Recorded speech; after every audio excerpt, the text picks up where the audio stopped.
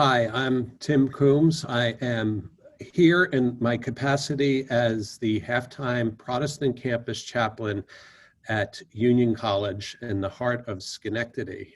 This is my second year in this position. Many of you may also know me as co-pastor of Trinity Presbyterian Church just over in Scotia. And I am here today to tell you about the ministry that we have here at Union College. And my name is Ted Wright. I'm a retired pastor and mission worker living in Rensselaer County and currently chairing the Mission Committee of Albany Presbytery. So I welcome you to this video resource in which we will learn more about the Protestant ministry at Union College. This work is supported collectively by Presbyterians and also individually by certain congregations.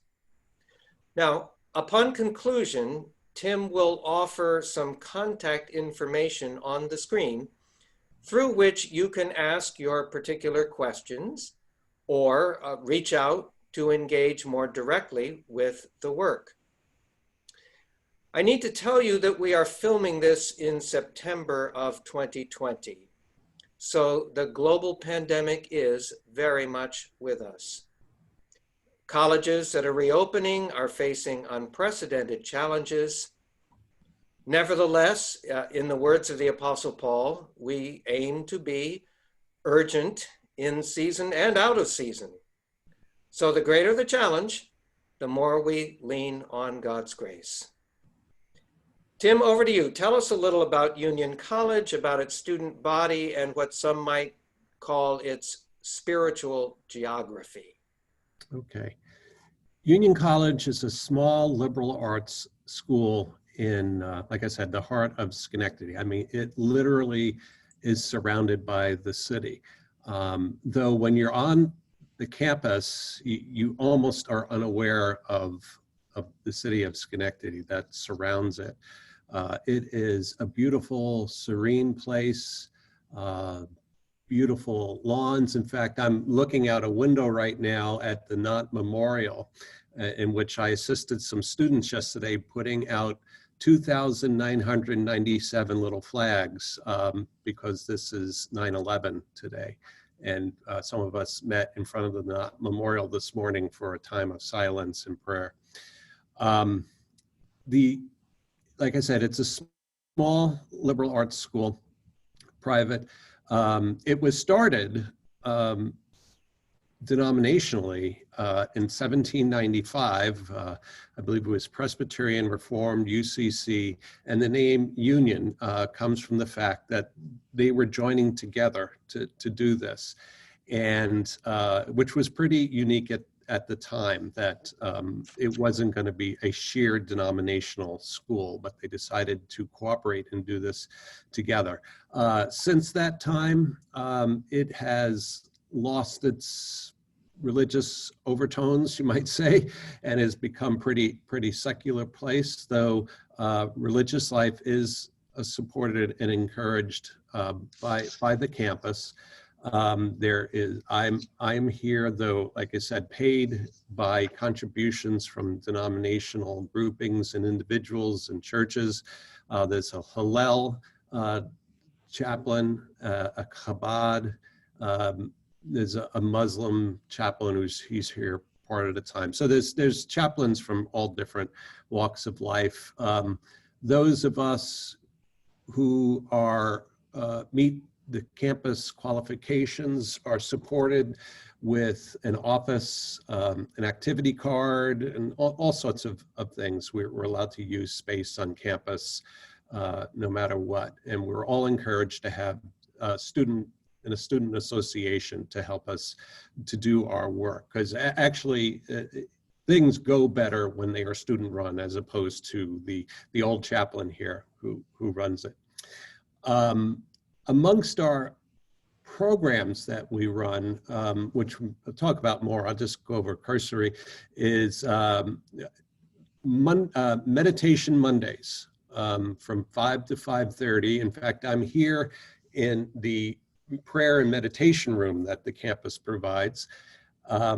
And last year we met in here, and I would have, anywhere to 5 to 10 students come for just 15 minutes of quiet meditation, and then we would reflect on what our intentions were for the coming week.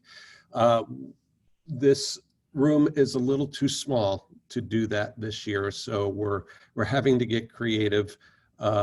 Still searching for a large enough room to do that. And so one bad thing about Union is, though it's a beautiful campus with lots of good resources, it's designed for small student groupings for the most part, and there aren't a lot of large rooms around. They were not, when they were building this campus, they weren't thinking about a global pandemic. They have put up some tents around with heaters in them, so we may make access to them. So there's the Monday meditations. There's also what we call DDD, which is dinner and discussion with diversity, or around diversity, which is basically a dinner time discussion centered around a question that has been raised by a student the week before, and then students get together, have a meal, and just talk about it. It's interesting, this particular campus with its emphasis on engineering and science and technology, we find that students often say they don't talk like that, just freely, as often as, you know, those BS sessions maybe we all had when we were in college. But so this creates an opportunity for them to do that. And so that's another big program that we run. And of course, we'll have services around special events and things like that 9/11 Memorial. Most of them are you might call them more vigil kinds of things, as opposed to a regular worship service. Because actually we encourage our students to make connections with local churches. We're supported by the local churches in Schenectady for the most part. And so right now I'm sending out a newsletter early next week, which will put all the live streaming addresses for all the local churches and any of their requirements in case a student wanted to go there in person. So, so that's how things are run. Of course, I'm here just for students to talk to, and they will, you know, drop by, make arrangements to see me. I'm planning, starting next week, we have the beautiful gardens area here called Jackson's Gardens, and I'm just gonna plop myself on a bench there from 1 to 3 in the afternoons when I'm here, just for students to come by and just talk with me. I'll probably have a thermos of coffee when it gets chillier.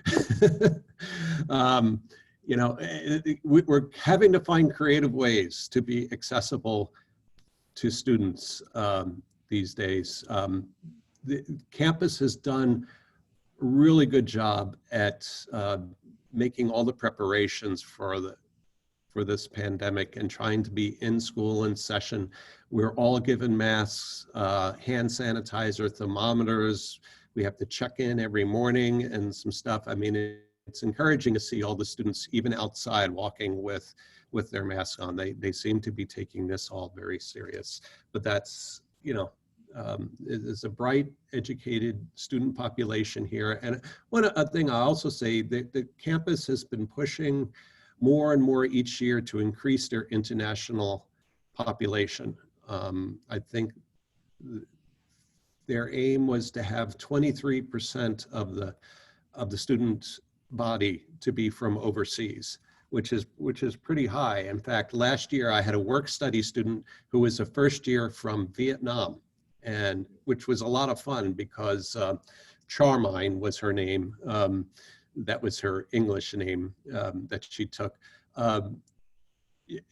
She had never been to church before, but so I had a great time just talking with her about what is this Christianity thing, and what about Protestantism as opposed to Catholicism. All she knew of church was in Vietnam. She lived around the corner from one.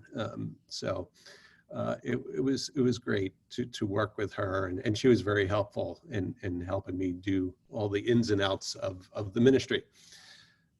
So what else do you want to hear?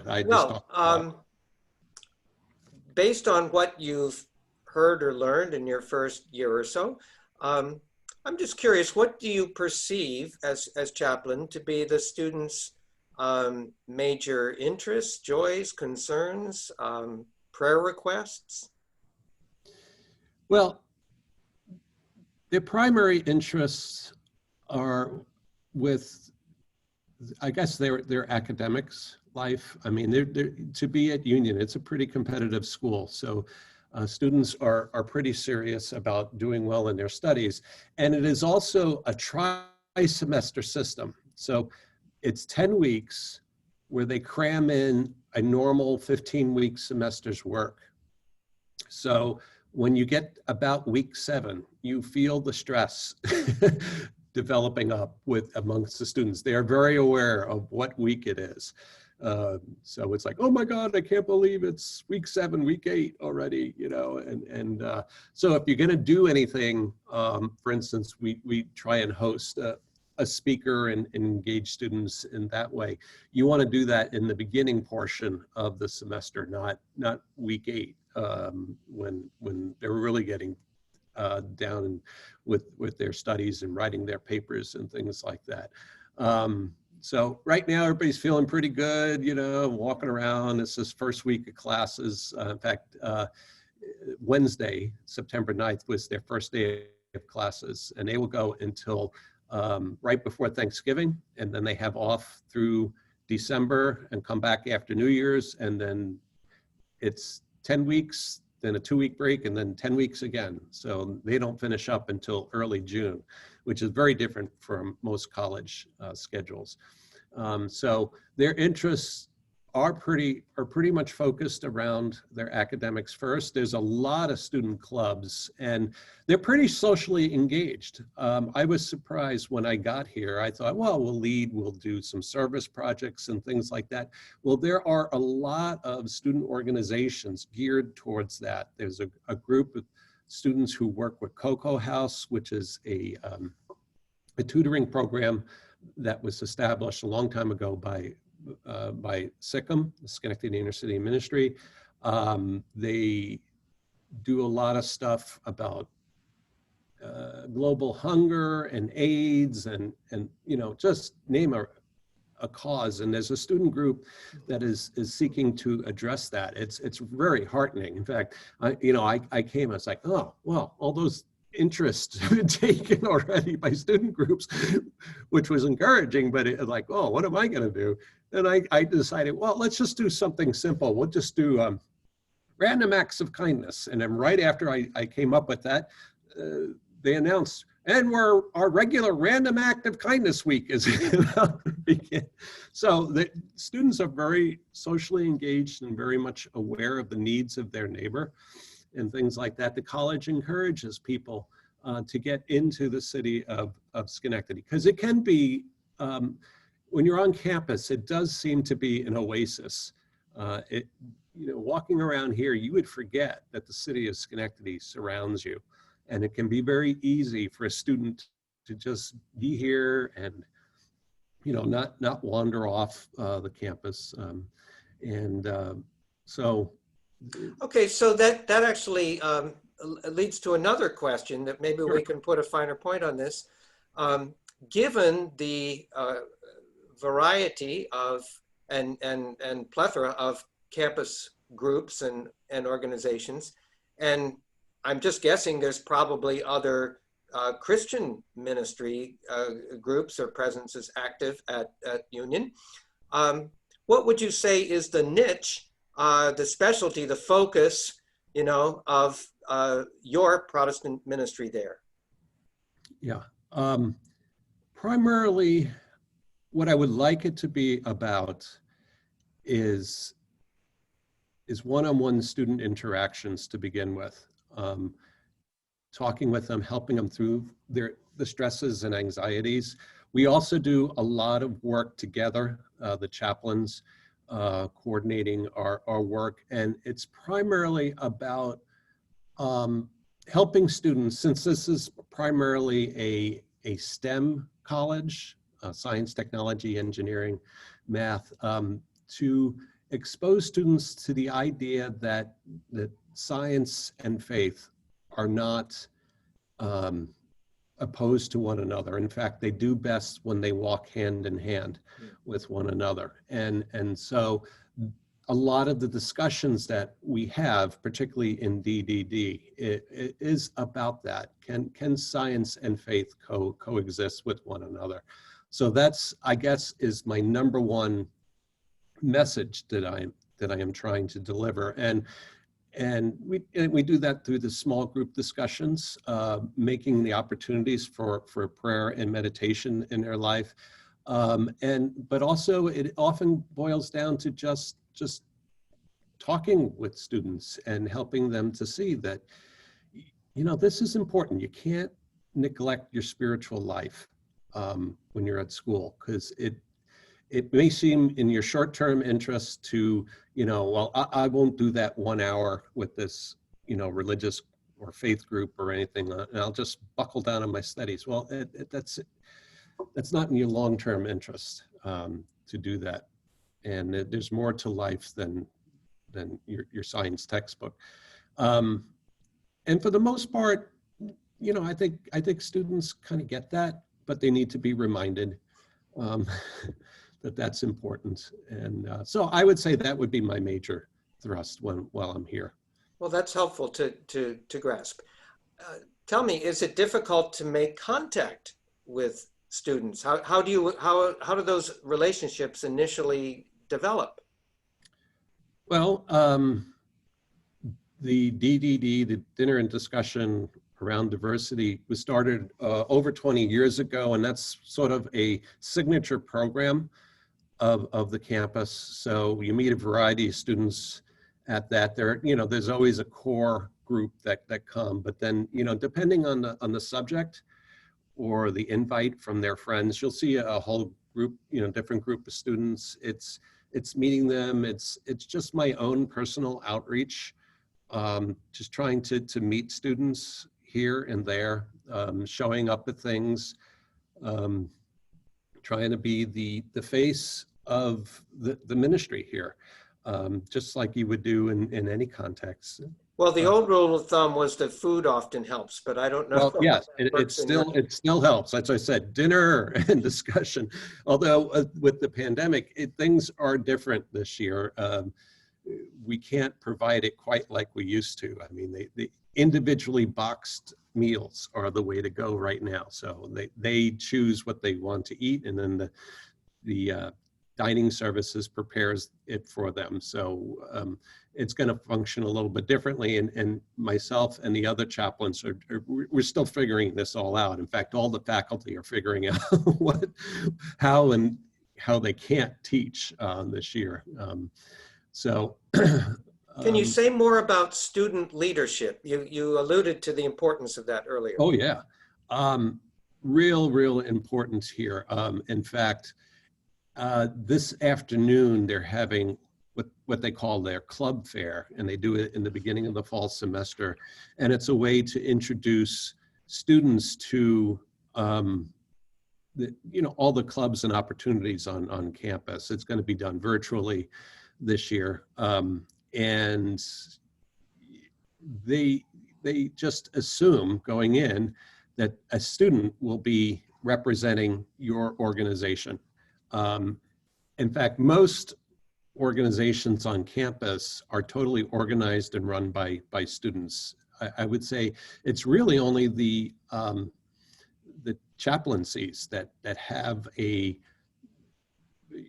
person like myself who's sort of at the heart of it. And so there's a Hillel organization. There's the Bonnie Kramer is their spiritual director, but she has some students who work with her, the Muslim Student Organization. There's even an interfaith student association that's made up of representatives from all the others. We'll be present during the club organization time, but most everything else is totally student led here on campus. And who will be representing you then this afternoon as you kick off? Well, right now I will, because several of my students from last year who were leadership graduated, and I have one junior who's left, but he's working with another club. I mean, there's more who are a part of it, who come to our activities, but they never quite got into the key leadership. So if I had one failing, one thing to learn from last year is to make sure that along with the seniors, I have some underclassmen who will be returning, but we'll get that up and running. We have a Protestant Student Association that meets the third Thursday of the month to do planning and thinking about what kind of speakers we're going to have. So the leadership, it's not like a church session with 9, 12 people around the table. It may be just 2 or 3 students who are part of that. I mean, it really doesn't have to be much bigger. They're doing they're the brainstorm group. They're the ones to articulate what they want to see happen, and with guidance from myself. So yeah, so I have a little work ahead of me on that, but we'll get it up and running. Sounds like the kind of work that every ministry has to do most of the time, which is Right. be mentoring future leaders. Yep. As chaplain, even though you've only been there relatively brief time, have you had yourself kind of a compelling moment where you say to yourself, "Oh gosh, the Lord was really in this. It felt like a breakthrough of some kind." Could you tell us about such a thing? I think the first thing I think of is I had a student who actually was from China. She just contacted me out of the blue, and she was just totally lost and I think a little homesick. She really didn't have much faith tradition, but she just felt the need to reach out to me as the chaplain. I think her grandmother, who she was very close to, was ill.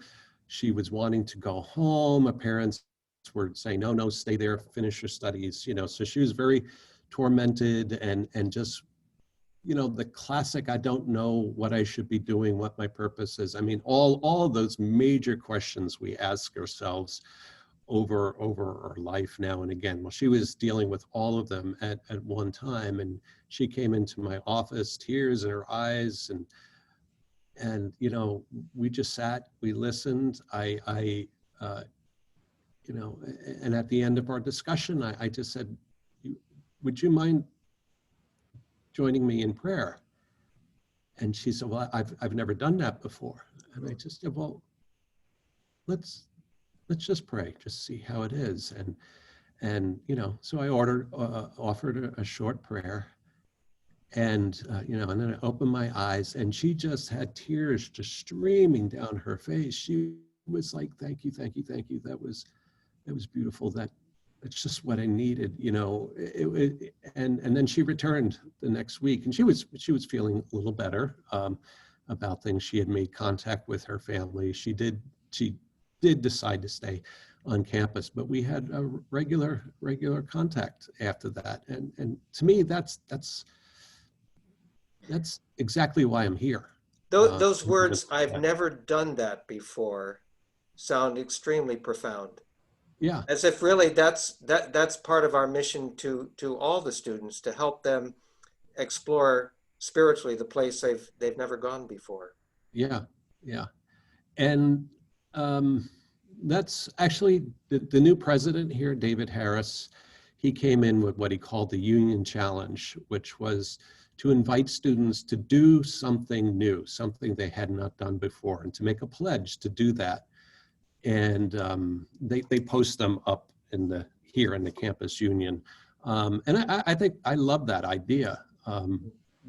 was thinking of doing that. In fact, I tried to introduce that at my own church to challenge people to, that's not a bad idea. Just because it's on the campus doesn't mean we can't do that as well. But with a spiritual twist to it, think about in terms of your faith. What would you like to see happen that you've never done before? And along the lines of never done before, there could be people watching this who are thinking, gosh, we've never before been involved with the Protestant ministry at Union College. So I'd like you to share if there are opportunities for hands-on involvement besides giving money. Mm-hmm, mm-hmm. Yeah. It's not that we'll refuse the money, but what else? Well, there are opportunities if someone's got a good program idea and wants to engage the student in that. Please do talk with me about that. In the past, we've had groups from the outside come in and try a service idea. We had a prayer service run by an Episcopal church in Schenectady for a couple years ago, but also at towards the end of the semester, we start organizing for a harvest dinner, we call it. And because there are a lot of, like I said, international students who don't go home over the big semester break, and they are here, and the campus really doesn't provide dining services. I mean, they're on their own. So we have a big dinner, and we always bring in more food than we need, and we encourage them to take doggy bags home with them. And just doing that, providing, to adopt the student to help provide for them during the semester break is a great idea. Again, I don't know exactly what the rules are going to be with this pandemic. We used, have that big potluck kind of dinner, and so I don't know what we can do about that. I have to figure that one out. But opportunities like that abound. Right now, someone from the outside has to go through a lot of testing protocols in order to come on campus and do something. But like I said, we'll work that out. But I know in between the semesters is a great time to adopt a student and get to know them. Thanks for that. That's a great reminder. Personally, I've been doing the same with RPI, which is of course closer to me. Right. So at this point, if people would like to reach out to you with questions or ideas or offers of help or find out how to provide financial support or whatever it might be, could you just hold up to the screen some contact info, and we'll give them a time to copy that down? There you go, this high-tech way. Can you back it up a little bit? There you go. There we go. I don't want to cover anything. It's Tim Coombs. That's Coombs, TCOOMBST @union.edu. And that's my cell phone, 518-669-0123. Thank you so much for that. Sure. Sometimes when we talk about mission fields and mission work, our minds think about remote places overseas, places that I actually been in some cases. But I am, as a result of that work, actually profoundly aware that America is a tougher mission field than almost anywhere else in the world, excepting maybe a few Muslim countries. And that being the case, we don't have to look very far. The rising generations that are just now coming of age, that were born during the original 9/11 attack year, their world is not being shaped very greatly by Christianity. And so again, it's go to that place where we've never been before, and it must be a real honor to you to be a guide to them in that adventure. And I hope partially my interest in in taking this position was to learn how to shape the Christian message so that it can be heard and received by this new generation. And in fact, as I experiment with things, and primarily through trial and error, I hope to learn quite a few things that I hope would be informative to churches going forward. This is how this new generation of young people can hear the word, because it's not our standard ways of doing things. We're going to have to get a little creative, and so hopefully I'll have something to share soon enough. Well, thank you so much for what you do. God bless you in this ministry, and God bless all you people who are watching this. We pray and hope that the Spirit will guide you toward deeper commitment and engagement. So long for now, and thanks for being with us today. Okay, thank you very much.